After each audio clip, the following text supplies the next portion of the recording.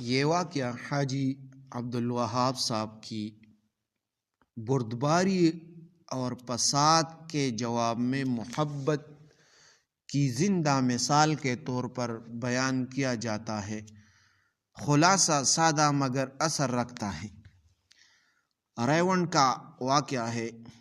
ریونڈ اجتماع کے ابتدائی زمانے میں کچھ مقامی شرپسند اور مخالف ذہن رکھنے والے لوگ، جن میں بعض ایسی بھی تھے جو تبلیغی جماعت کے طریقہ کار سے اختلاف رکھتے تھے،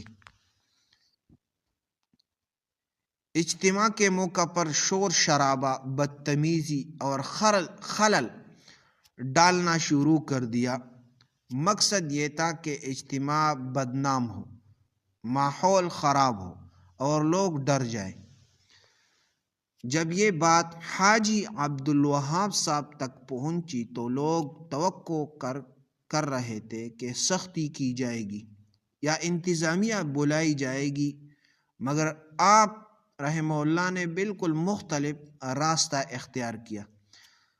آپ نے فرمایا، یہ ہمارے مہمان ہیں، انہیں کوئی تکلیف نہ پہنچائیں۔ پھر آپ نے اپنے ساتھیوں کو حکم دیا کہ ان لوگوں کے لیے چائے اور کھانے کا انتظام کرو، ان سے نرمی سے بات کرو، اگر کسی کو کوئی شکایت ہے تو سن کر دور کرو۔ یہ حسن سلوک دیکھ کر وہی لوگ جو فساد کے ارادے سے آئے تھے شرمندہ ہو گئے۔ ان میں سے کئی کی آنکھوں میں آنسو آ گئے اور بعض نے کھلے الفاظ میں کہا، ہم غلط فہمی میں تھے، ہمیں ایسے اخلاق کی توقع نہیں تھی۔ کہا جاتا ہے کہ انہیں میں سے کچھ لوگ بعد میں جماعت کے قریب بھی آ گئے اور بعض نے باقاعدہ معذرت کی۔ تو اس سے یہ سبق ملا کہ فساد کو طاقت سے نہیں، اخلاق سے شکست دی جاتی ہے۔ یہی وہ منہج ہے جو نبی علیہ السلام اور صحابہ کا تھا۔ حاجی عبدالوہاب صاحب نے عملاً دکھا دیا کہ دعوت دلوں کو جیتنے کا نام ہے، جوڑنے کا نام ہے، اور فساد سے بچنا چاہیے۔